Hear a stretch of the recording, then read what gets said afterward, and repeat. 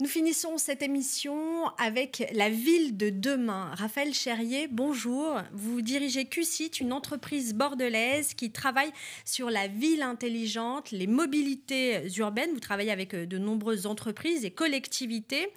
Alors, à quoi va ressembler la ville de demain et les mobilités de demain? Et est-ce que finalement, la ville intelligente devra passer par des mobilités intelligentes? Oui, très probablement. Alors, nous, la manière dont on envisage les mobilités du futur chez QCID, déjà, c'est des mobilités qui vont être plus écologiques, moins consommatrices de ressources naturelles et probablement moins centrées autour de la voiture. Donc, déjà, c'est probablement un cumul de différents types de mobilité douce, comme par exemple, évidemment, la marche à pied pour les distances courtes, mais également différents types de véhicules partagés. Donc, par exemple, on travaille beaucoup sur les vélos en libre service et pourquoi pas également l'utilisation de véhicules, enfin de voitures, lorsque cela le nécessite. C'est assez drôle de parler de mobilité du futur et de mettre en avant finalement en premier la marche. La marche, ça signifie aussi des infrastructures, des aménagements de la ville. Oui, probablement, effectivement. Alors, nous, la manière dont on le voit, c'est qu'il y a probablement pas mal d'espaces en ville qui peuvent être, comment dire, récupérés pour les piétons, peut-être pour faire des espaces publics plus agréables sur lesquels se déplacer à pied ou en vélo, par exemple. Donc, ça ne nous semble pas absurde de voir le futur comme ça.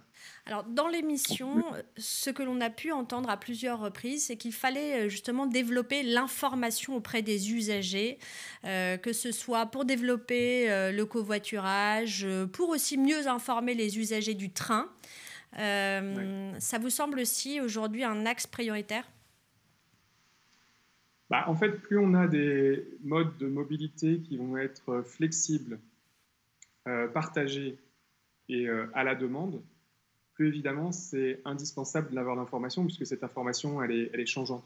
Si je dispose de ma voiture personnelle, par exemple, je sais qu'elle est toujours disponible en bas de chez moi, elle bouge pas pendant une grosse partie du temps, mais quand j'en ai besoin, elle est là.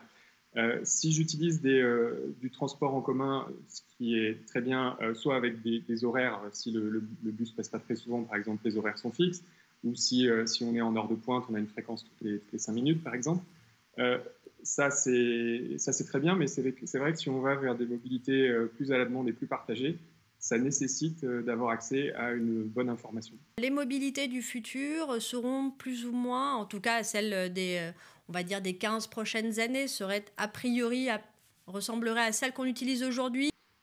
Bon, il y a quand même quelque chose qui risque d'apparaître dans les 10-15 prochaines années, c'est les véhicules autonomes, donc les voitures autonomes. Ça, je pense qu'il y a quand même pas mal de chances que ça arrive de manière que ça prenne une bonne place des déplacements.